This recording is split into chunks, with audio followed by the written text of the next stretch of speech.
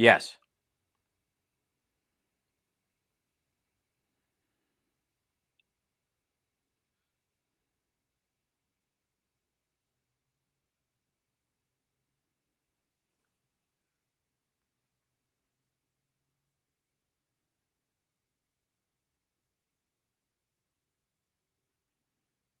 Mm-hmm. Yeah.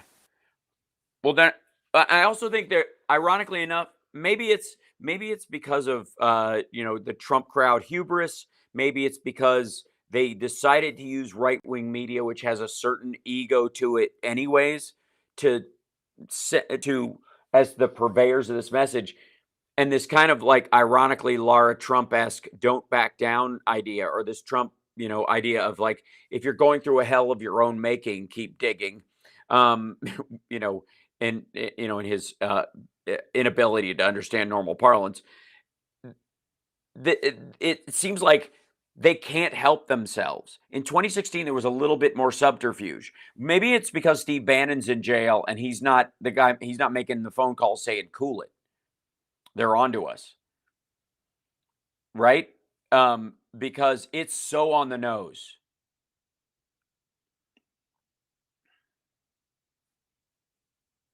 Yes.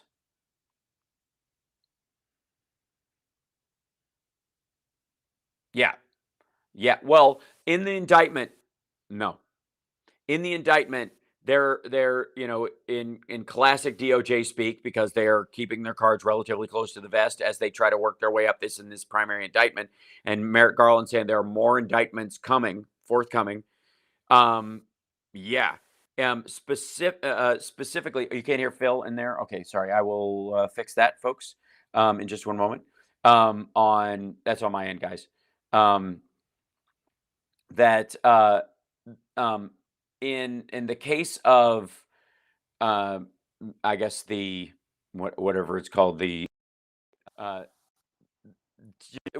well, just Tenet Media, and the idea that Lauren Chen, who's one of the people behind Tenet Media, was working as a consultant for the Blaze, and was just let go from Blaze, because she and she didn't get caught. I mean, she didn't get fired because she was engaged in a scheme to help the Russians and all this stuff. She got fired because she got caught. And the Tim Pool, slamming Russia is clearly, to anybody who's watching, part of a disavow scheme. If you get caught, just say you hate us. You're not supposed to be a true believer in the first place. It will give you an out. Otherwise, that money has too many leashes on it. Nobody would take it. You know, if we'll go down swinging, or go down swinging, or we'll kill you, is not a legit, safe way of of doing business like this. And you'd never be able to get that many people on the hook for it. But with this whole, like, look, if you get caught, just say we suck, and make up some awful thing about how you never knew, and we'll pretend we don't know you, and you don't know us. Standard spy disavow, right? And it's so on the nose. It's so Putin. Yeah. No, of course. And they, in my opinion, they deserve far harsher Oh yeah. treatment than what they're getting off comparatively scot free. Well, yeah. So as far, of now, yeah. for now, I hope that there is more to come. Mm-hmm. Because this is, you know, you and I talk about this all the time. I mean, we have got to wake up to the fact that we are engaged in an information war, right? And it's not pretty, and it's not just in the abstract. It's not.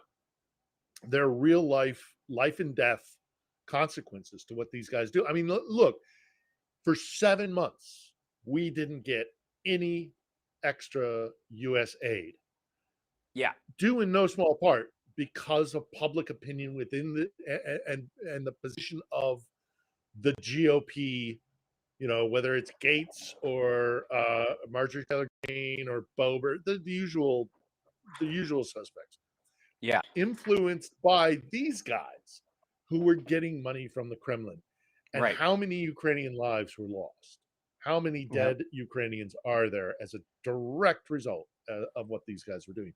They got blood on their hands. Absolutely. We're going to take a break. When we come back, Right. I want to talk about the difference between, and I'm sure Phil has a decent amount of input on this, the difference between sort of like them creating spies that are just a fabricated personality and finding fellow travelers and just paying them, boosting them artificially, and the sort of moral track of that. We'll be back right after this. It's the House Sparks Radio program, Mega Worldwide on WCPT Radio, Chicago's Progressive Talk. Infotainmentwars.com. Johnny Million's got some questions for Phil as well from our chat room that we'll get to as well. We'll be back.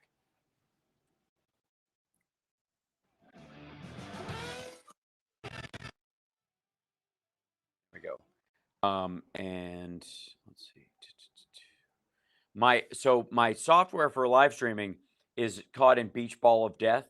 So I have bumped over to Restream, and I'm using the external camera from the show and the external microphone. That's all, everything. The same thing I sent to Chicago is going out to the stream. So hopefully they can see everything and they're getting everything. And yeah, so I've tried to remedy it as best I could. Yeah, I mean, it's, I don't know, Phil, I don't know if you heard at the beginning of the show, but I watched a guy pass away yesterday. Not that, you know, in 20. yeah. Just, it's funny because I woke up, thank you, Chicago. I woke up this morning kind of like worried for my band guys and like how they're. Was this somebody you knew, or no? He was in the street. No, he was in the bar where we were sound checking, and he went down, and so. Welcome back to the House Sparks Radio program. Well, welcome back to the show. So we're live streaming at infotainmentwars.com and, of course, patreon.com/HouseSparks. Great way to support the show. Johnny Million has a live stream at Twitch and YouTube called It's Johnny Million. And, of course, our regular guest, Philip Ittner, has a podcast about all things Ukraine war called On the Edge right now. New episodes every Sunday. Highly recommend you check it out because not only is it details you won't find anywhere else, but a personal response to the reality of this war and what the people are going through and the valuable actual on the ground stories that are there. So I appreciate that. Phil, you know, you came on my show a while back because we were talking. You were in my chat room, and I was like, you have something to say. I'd love to bring you on. It became a regular thing. And organically over time, I'm happy to say people's awareness of your message and what you're doing has grown because of this show and because of your own show, because you parlayed it into On the Edge and you moved to, you also, you know, took your appearances here and grew that into showing up on shows like Tom Hartman's and on Stephanie Miller's, which is what should happen. That's how it should work. Right. And what we're up against, you know, and I started this show like right at the end of the pandemic, and I was, you know, scrambling to build my audience by myself over time, and now we have a very healthy audience on this show. I'm very proud of it. But even still, I only have about 72,000 subscribers on YouTube, and I have, you know, 100,000 people on my Instagram or Facebook page. There's nothing to sneeze at, but they're nowhere near the level of impact that these right-wing influencers that all showed up at the same time around 2016, rode in this wave of like conspiratorial Pizzagate kind of stuff, sat on that and became like varying degrees of hardcore or softcore Trumpites, where, you know, they never, you know, there's an insidious group that they claim to be independents, claimed that, you know, that they're not Republicans, but they just love what Trump is saying or something like that. They can't articulate what he's saying. They can't point to a policy other than, I guess, close the border, which makes no sense and never happens anyways, and it's just absurd. That they're, you know, so they're selling that idea without believing it themselves, that are very hinky. And that group is the group that got busted this week as part of this Tenet Media thing. Is a woman named Lauren Chen and her husband were working for the Blaze, started their own company with Russian backing, about $10 million passed through. They, you know, they did about $150,000 worth of material costs for actual work.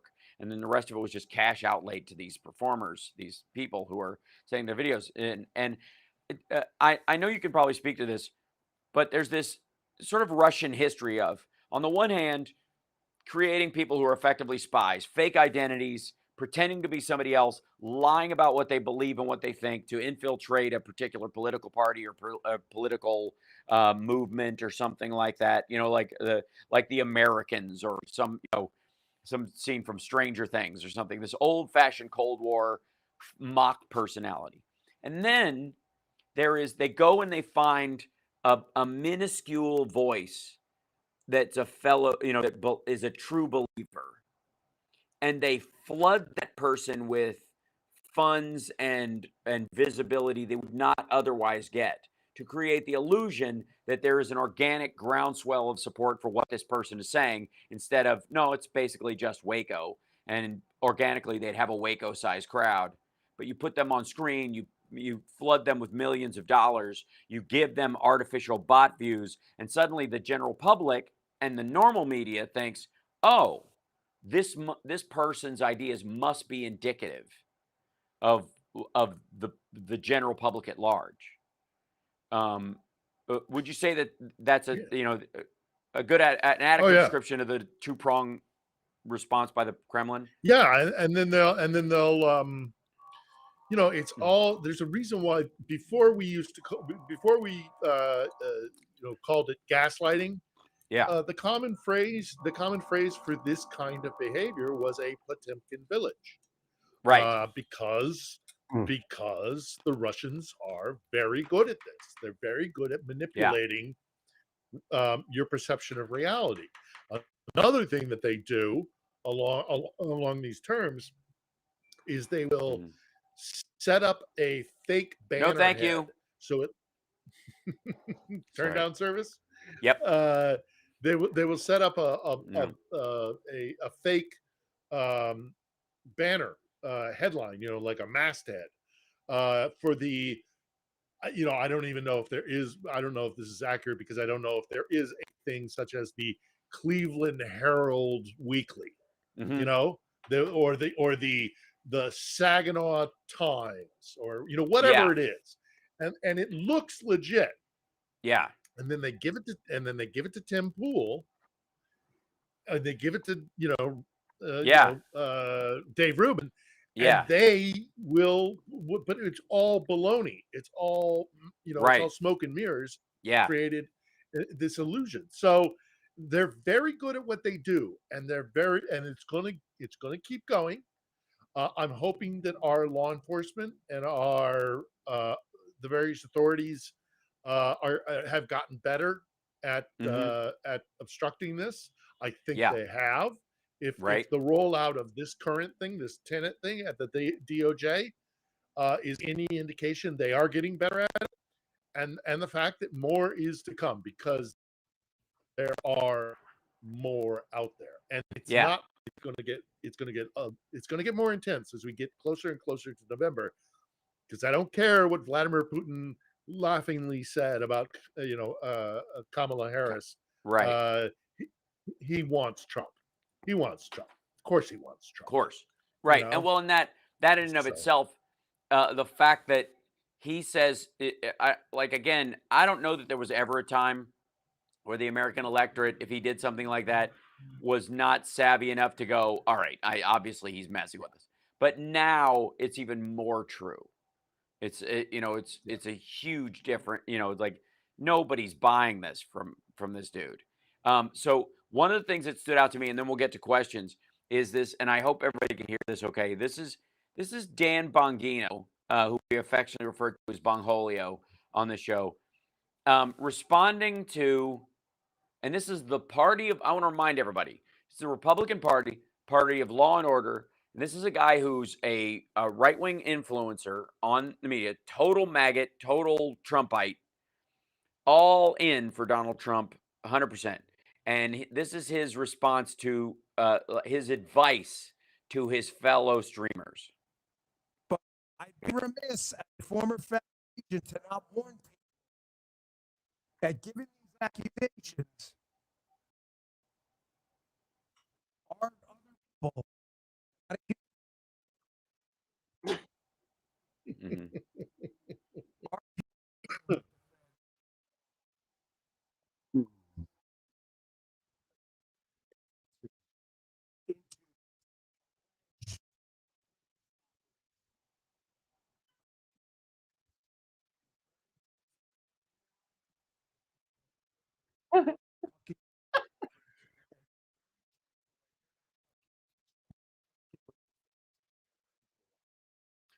Listen to that at the very end. Not the Be Russians.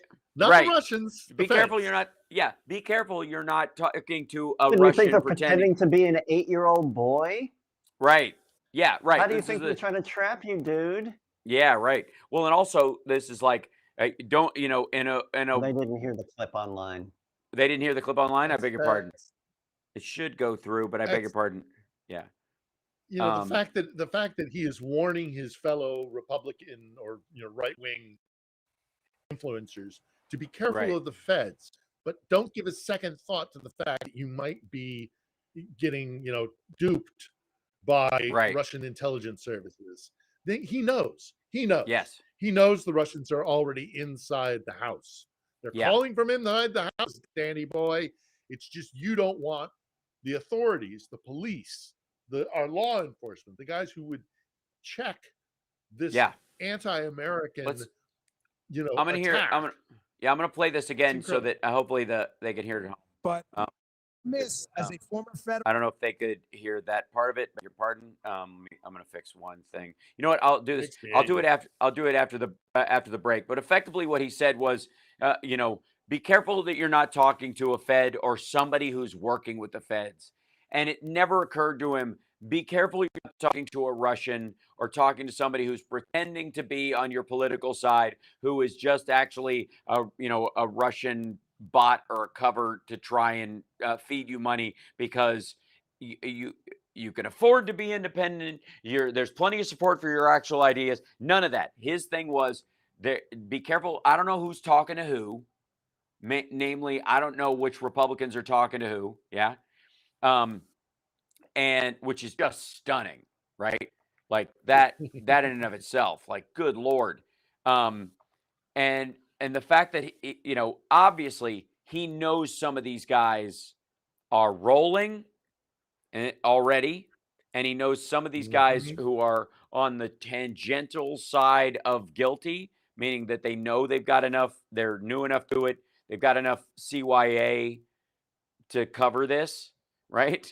But so they feel like, oh, I can just tell them what I know, and they'll leave me alone. And they might have those folks make phone calls to prove, that they're not in on this or what have you, before that, and to make sure that they're coming clean. We got to take a break. We'll be back right after this. This is the House Parks Radio program, Mega Worldwide. I think what I can do. Playing it during the break. Yeah, I'm gonna see if, because I think we can hear the Chicago.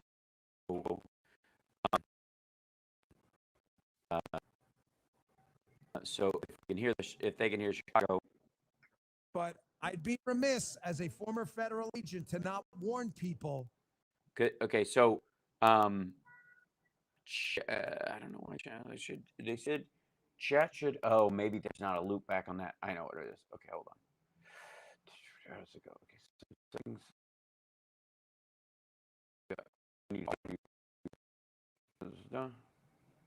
Dude is more scared of his own Right. law enforcement organs than any state. Just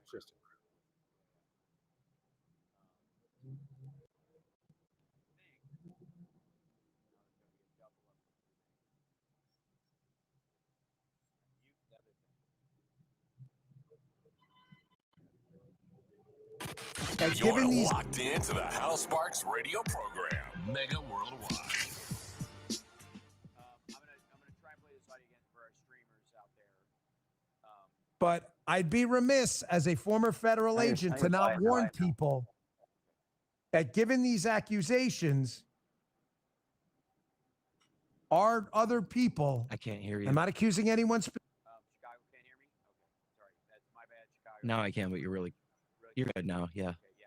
You're super quiet again now. Yeah, it was ducking me underneath the audio I'm playing. Specifically, I want to be clear.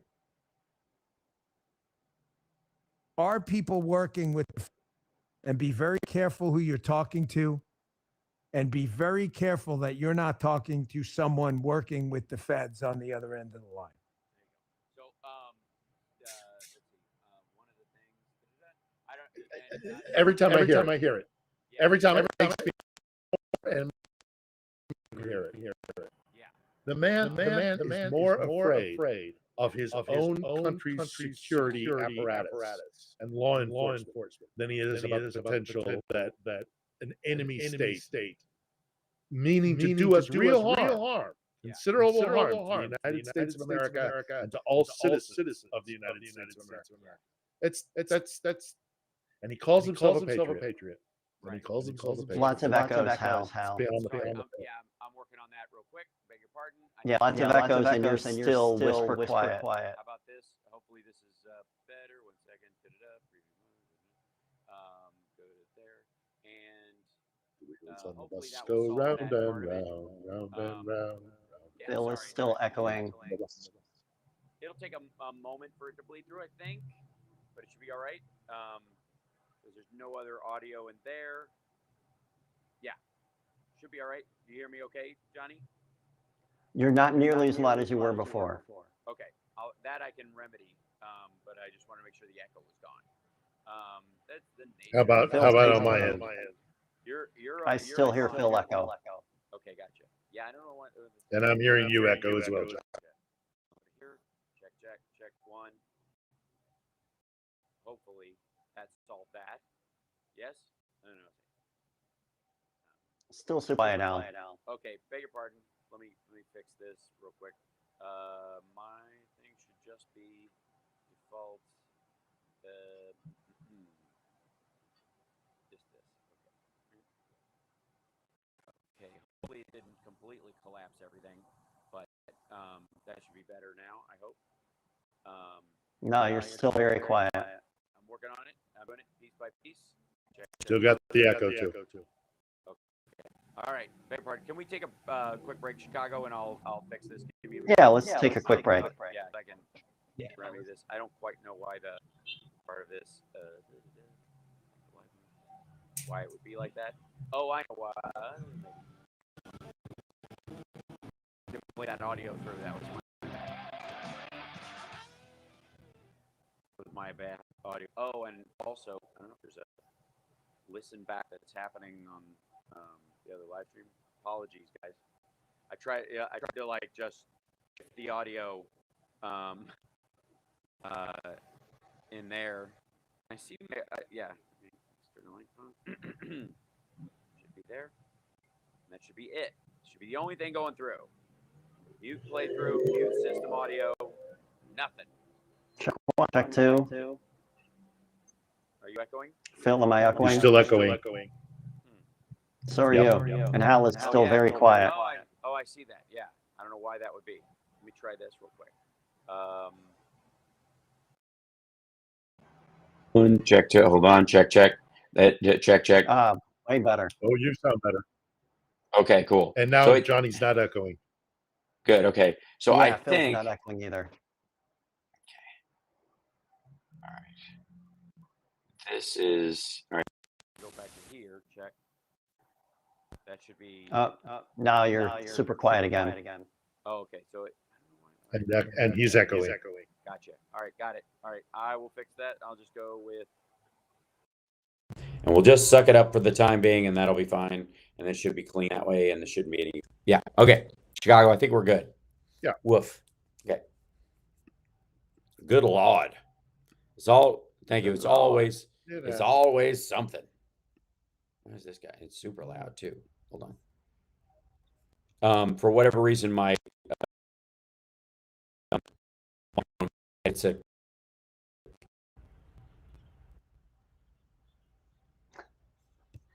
It is a whole thing. Mm-hmm. Hold on.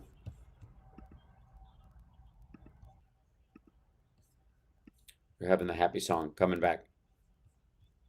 Oh, Really? it's early. Mm-hmm.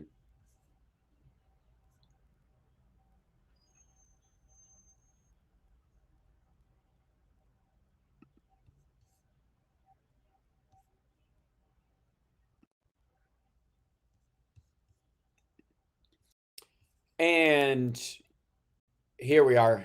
Look at that. So kind of we're very good. I'm sorry if I'm very hot microphone wise. I can I'm remedying that as we go. But our biggest happy ending, I think, is that this group has been uncovered, and it's just the tip of the iceberg. Let's grab some questions from the crowd, because while I've been fixing everything, I feel like I've been denying them their answers that they seek.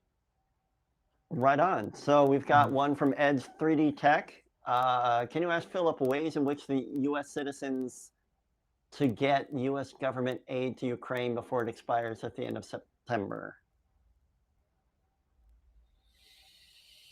Oh, well, I mean, my stock answer to questions like that is call your elected officials. Put political pressure on your elected officials.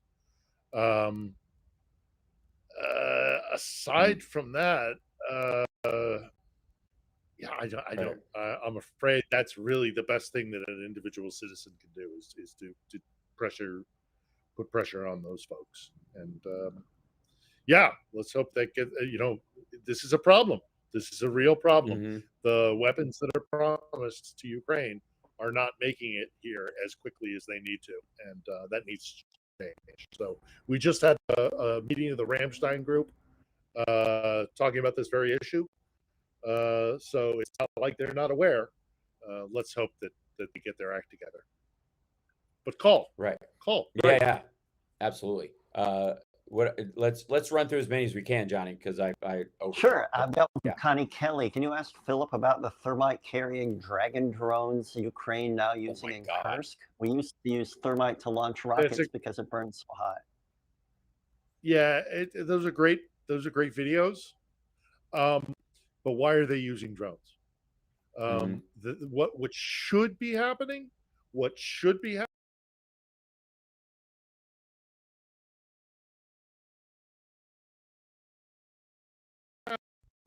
Or whatever, whatever artillery you want to draw fire. They look into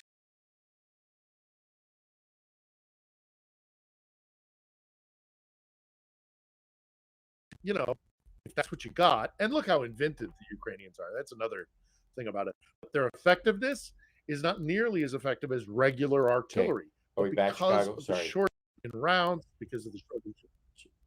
Sorry, we dropped because out of for the a second, shortages in artillery. It shouldn't be okay. We're good. It should not be. It shouldn't be a really dynamic kind of video of a drone dropping stuff. It should be regular artillery, but they don't have the means, and that's as cool as it looks, as cool as it does it because it does look cool, but it shouldn't be a drone. It should be artillery. Right. They also the Dragon's Breath drones. I don't know if anybody's seen that footage. There's some of it on Twitter and otherwise. I've seen it on Telegram sites for a while now. I think its biggest value as far as dealing with the meat waves of Russians is that it's terrifying. It looks brutally frightening. And that in a situation like this where you're overwhelmed, that's helpful. Yeah. So let's grab another one, Johnny. Sure thing.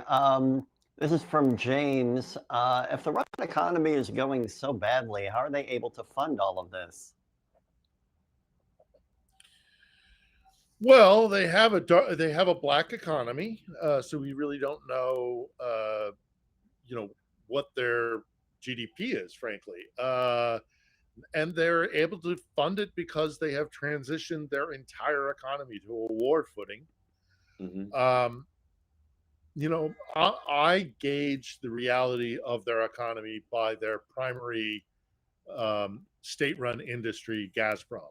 And Gazprom is operating in the red. And that's not good for Gazprom and ultimately not good for the Russian state. They're propping up their economy because they are desperate to keep the war going, and because there is a war economy that feeds upon itself.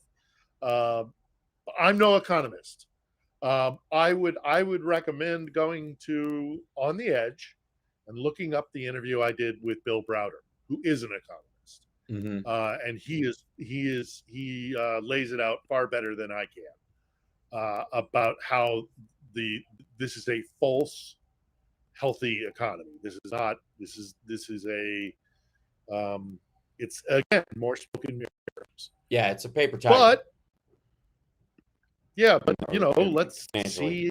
When does it run out of steam? When does it stop feeding on itself? And the gears start to grind. I don't know. I'm not. Look, with the Russians are not going. Yeah. Well, they're not. You can tell the Republican. Going to break. One of the biggest things you can tell about the Russian economy is by how many potatoes they are buying. It's it's sort of like rice staples in China. If rice staples start going up, if the volume of rice consumed goes way up, it's because it's used as filler. It's the caloric necessity food. And if you're putting more rice in the meal, that means you have less fish and pork. You have less other vegetables. And rice is there to just keep your belly full. The Russian equivalent of that is potatoes. And the consumption of potatoes in Russia has spiked in the last 7 months. It is at the highest it has ever been. More people are buying more potatoes than ever before because they can't afford the other stuff, or it's just not available. Don't believe the hype of Tucker Carlson's tour of the grocery store in Moscow, a block from the Kremlin, because that's not the rest of the country. And you could track based on how many potatoes they're buying, how well their economy is doing. And it's terrible. Yeah. So let's grab another one, Johnny, if we could. Sure thing. Yeah, this is from Eric from Twitch.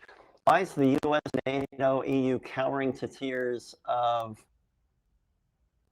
with Russia by preventing Ukraine from using long-range weaponry to strike at sources where Russia launches their attack civilians? Bit of a word salad there. But understood. Yeah. I get the gist, though. I get the gist. This is a very good question, and I wish we had a better answer than we do. Right. The policy of the administration has been not to escalate things. That's the going terminology. Is we do not want an escalation of this conflict. Well, there are Ukrainian troops inside Russia right now. Yeah. And I don't see an escalation from the Russian side. Right. Nothing that nothing we haven't seen before. Yes, we're getting pelted. Yes, nothing that we haven't seen before. Yes, we're currently getting pelted by Russian missiles, but that is nothing, again, we haven't seen before. So where is this escalation? And it is making Ukrainians, they're starting to get really tired of it. Yeah. And there's, I'm sure that there were discussions held in Germany with Zelensky being there for the Ramstein group that involved that very question. Right. Storm Shadows, the British Storm Shadows should be completely, let them do what they're going to do with it. I have a personal perspective. I have a personal idea. This is kind of,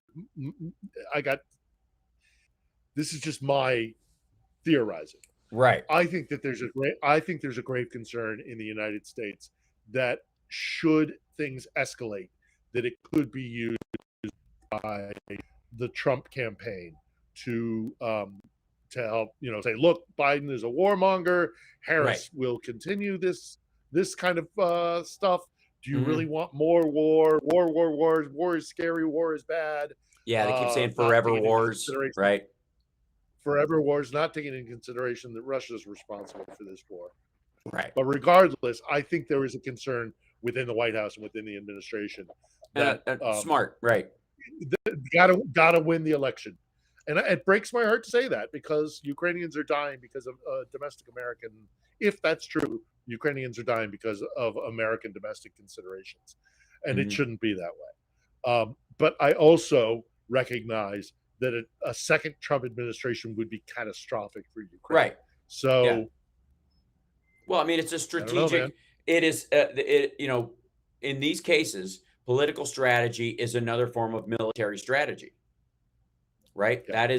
That's what we're dealing with here. This is like a fallback to gain territory, in the long run, so that a retreat to fight another day, whatever you want to call it. But it's a very similar thing, just on a political scale. And Russia knows this. It's why they've been paying these influencers, like Tim Pool, to slam his hand on the desk and say Ukraine is the biggest enemy of America in the world, which is, I often thank my lucky stars that the people who are trying this crap are this stupid. Yeah. They're just blazingly dumb and ham-handed about it. If they had any brains, if they had any of the cleverness that Putin and arguably Lavrov and those guys have, because those guys are just working with the tools they have, right? They're just going, okay, we're going to do these. They have a brilliant scheme to do this. It absolutely works on some scale, but it runs into a wall because of the incapacity of the people that they have to engage to carry this plan out, to see past the end of their nose. And Donald Trump uniquely created an ego-based political movement. And that's got a very short runway.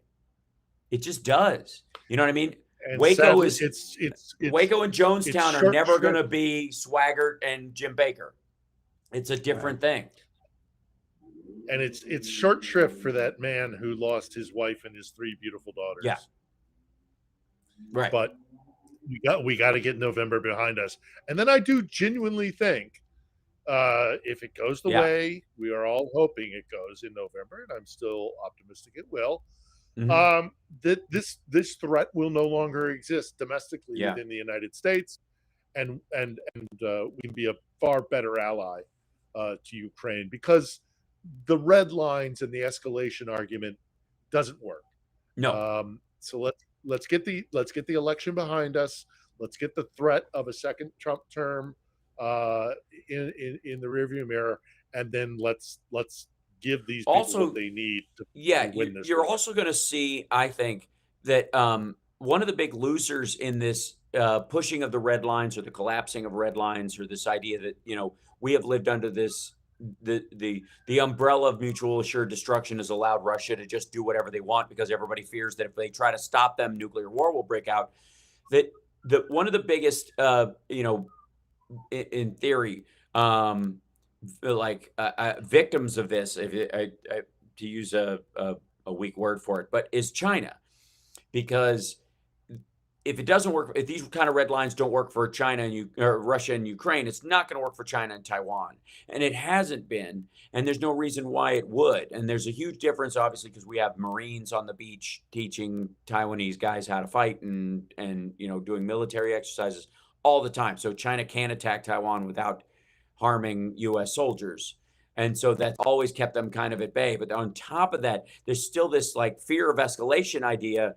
Nobody's going to buy it. If Russia backs down, as they continue to do, because they don't have the capacity to follow through, then those red lines their military value dies.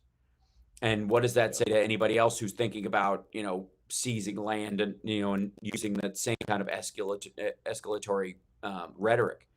Johnny, let's we have a few minutes more because we took that early break. So let's grab a question. I've got one from Tim. Can you ask Phil/Hal why destroying Iran's weapons shipments is not happening? Is there some international law against it?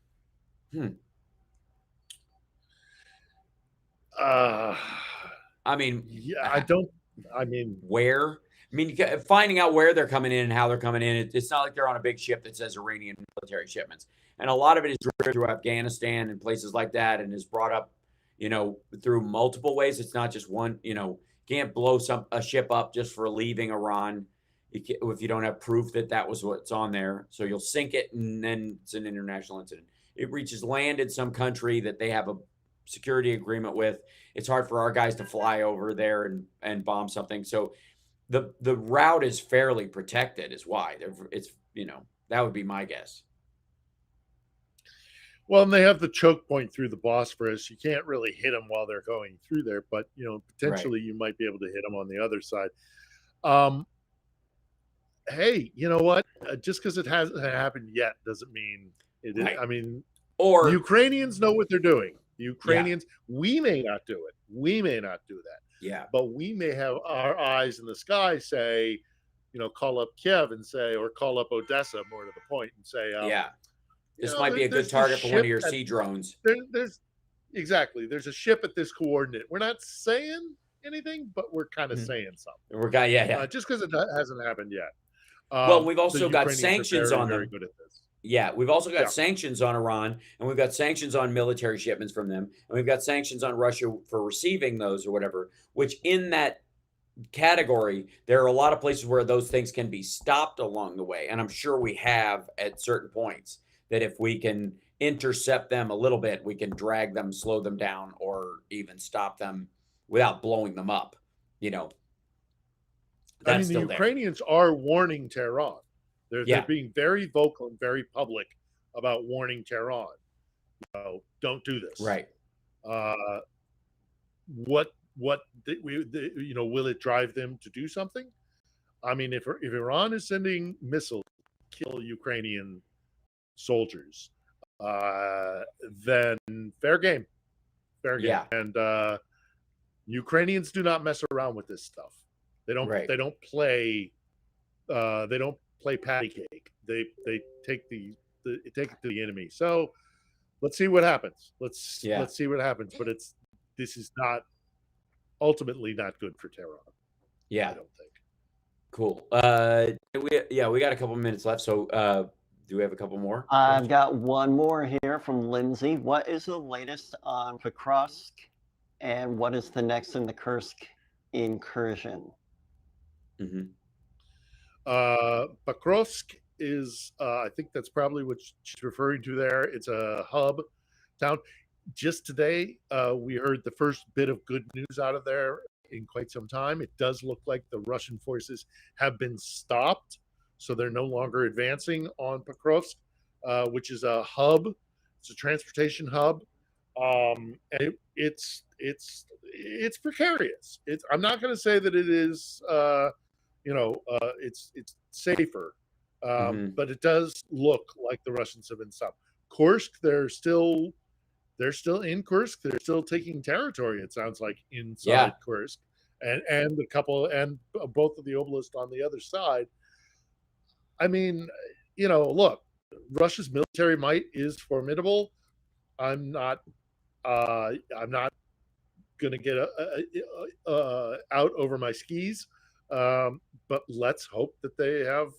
And look, we got another 10 weeks or so of fighting time before the fighting never really stops. But when we start to go into winter, things slow down significantly.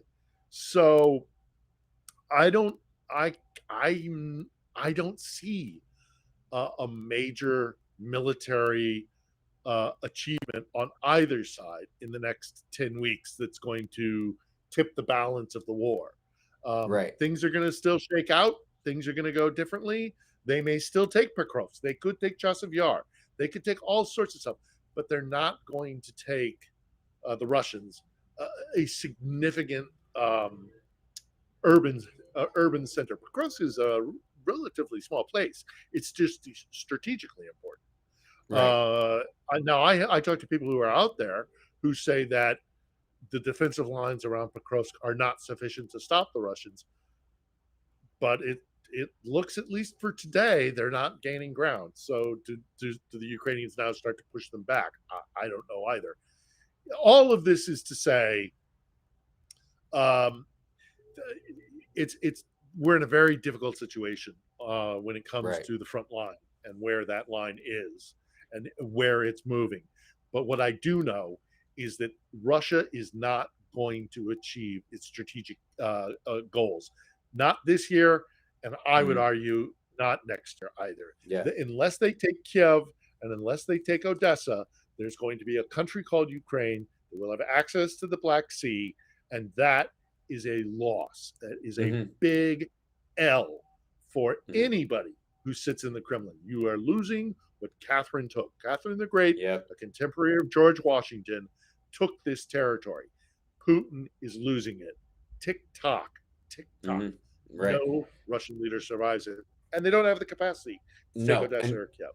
currently, the numbers, as I have them, 623,990 Russian human beings either removed from the earth or the battlefield permanently. 1,270 just in the last 4 hours, just since last night.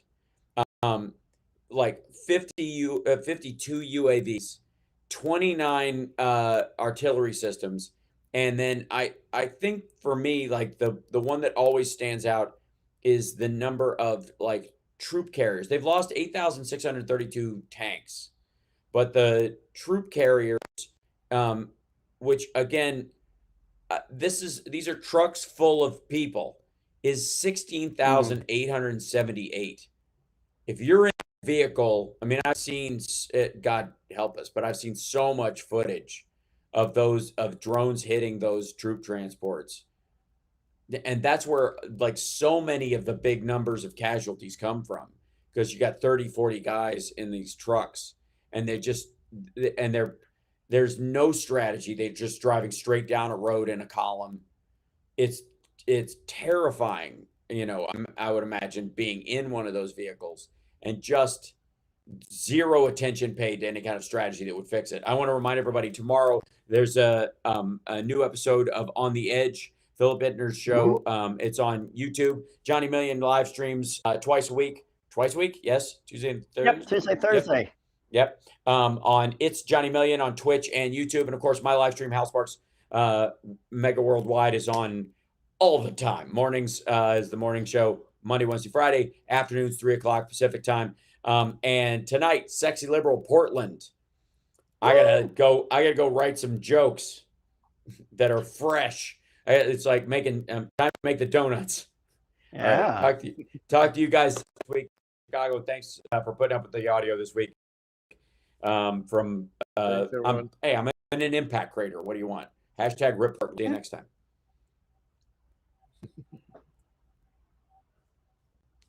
time. So Portland, guys, thanks, Chicago. Sorry about the choppiness this time. Yeah.